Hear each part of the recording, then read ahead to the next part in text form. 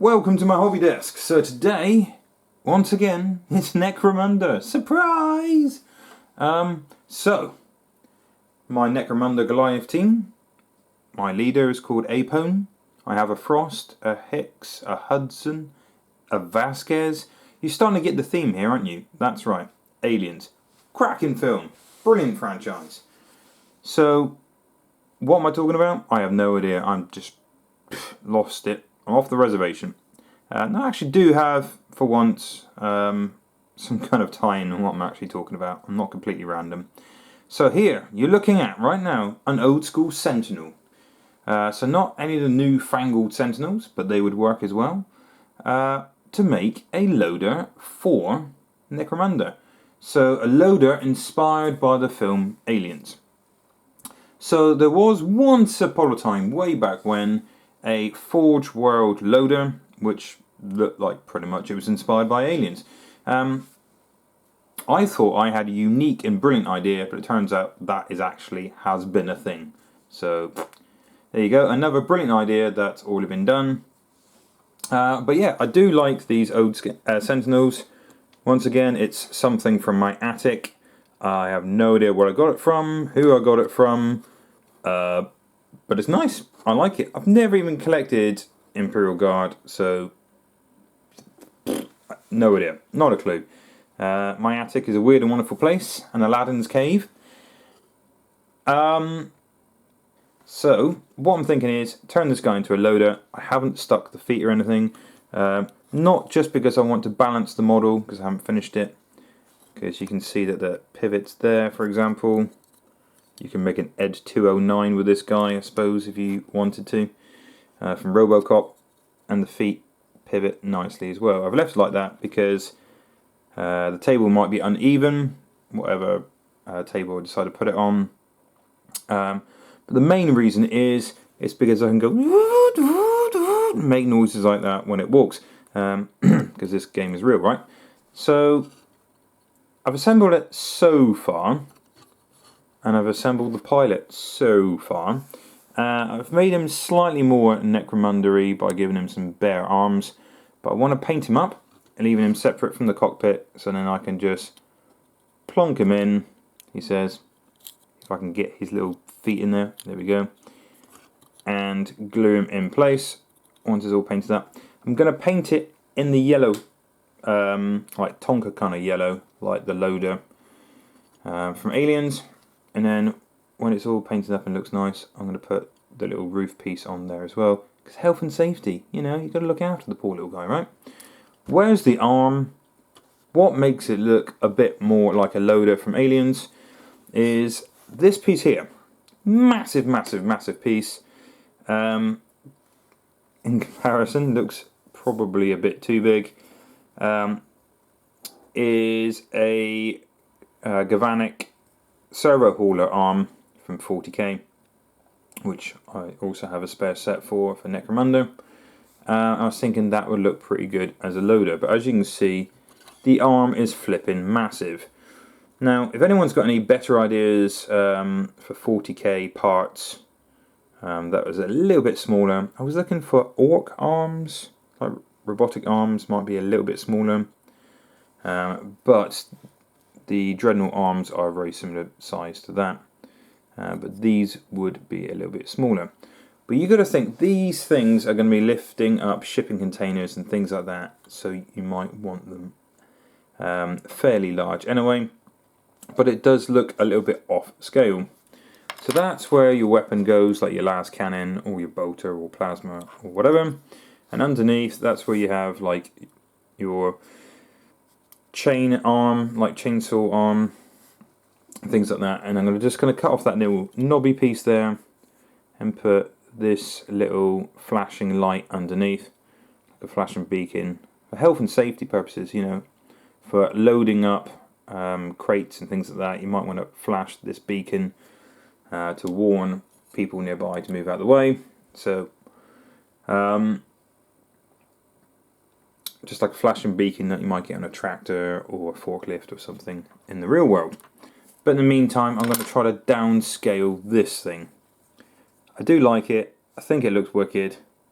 but it's a little bit on the large side. So I could always get rid of that part of the arm and just have like that part of the arm, and then turn this 45 degrees, maybe slightly more wonky, so the arm doesn't stick out huge, and it also helps with the balance of the model. So like I said, cutting it off there, leaving that on the model, and cutting that there and turning it 45 degrees. I do really like this arm. I do think possibly it is a little bit big for this guy. Of course, if you stick the whole arm on like that, it does look a little bit ridiculous. So my plan is to cut them off there and do away with this section here. The loader in the film Aliens has something very much like this that the arms are attached to, with a tiny little bar in between. So my plan is to do that. So get rid of that, make the claw a little bit closer together, and to possibly put a bit of paperclip in between. I do have loads of power conduits and things like that from the Sector Mechanicus terrain. I think they'll look possibly a little bit bulky, but I will try it on there and see what it looks like. So I'll just cut those off and cut it there. And there you have it. This is my finished piece, but obviously you can add whatever you like to this thing. I could have easily shortened the arm a bit more. You can see I've put a little spindle section there and drilled it out. You can see that that's fallen in because I haven't glued it, because the idea is I'm going to spray the whole thing up, spray the pilot as well, or the controller, the non-Ripley character, and then obviously I'm going to glue the frame on the top when it's all done. But yeah, I wanted it to be a nod to the loader from Aliens without being too ridiculously I'm trying to copy it. So I could have made the legs straighter, I suppose, and maybe put it more directly underneath. And you can see where I've actually put the flashing beacon underneath, which I'll paint up and do some nice glowing effect. But I'm actually quite tempted to magnetize this thing, so I can have a forklift variant as well. So it is weird how there's only one arm off to one side, but that's how the model looks like it would be, because there's no hole or recess piece there. But you could more heavily modify it to put a double arm, but I kind of like the fact that it's only got one arm. That's pretty nice. And like I said, you can keep it as short as you like, as big as you like. And I've actually put some cabling from a Necron there as well, which you obviously don't have to do either. But yeah, that is my power loader for Necromunda.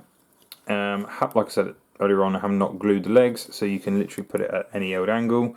But if you want to glue it on a base, so it's less likely to get knocked over, you can do. I'm not using it for ash wastes. I'm literally just using it for a piece of terrain in my underhive. But yeah, I'm going to paint this thing up a nice Tonka truck yellow, and it's mine. Little nod to Aliens.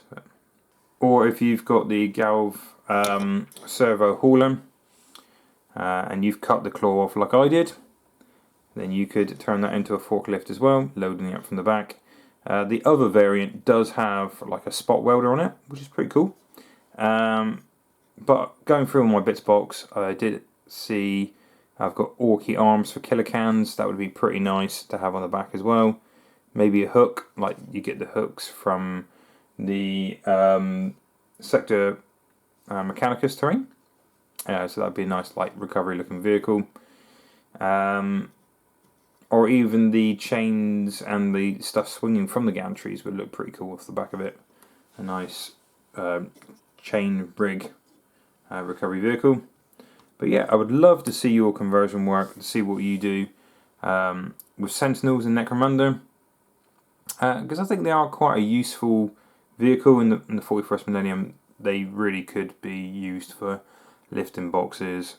You just look at them and you can see like the kind of machinery from Avatar or maybe even the Matrix. You know, you can do some weird and wonderful conversions with these guys. Okay, well, thank you very much for watching. I know it's a very short video this time around. I will paint this guy up, and I will take pictures, and I will put it on a Facebook page. Okay? Stay safe, you wonderful people, and catch you in the next video.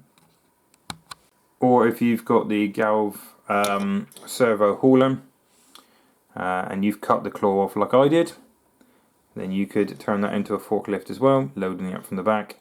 The other variant does have like a spot welder on it, which is pretty cool.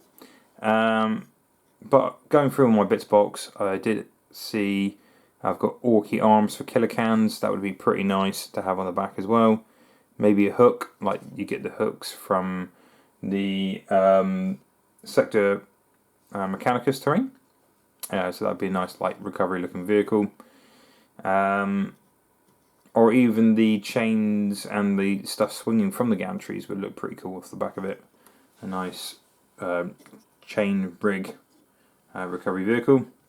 But yeah, I would love to see your conversion work, to see what you do with Sentinels and Necromunda.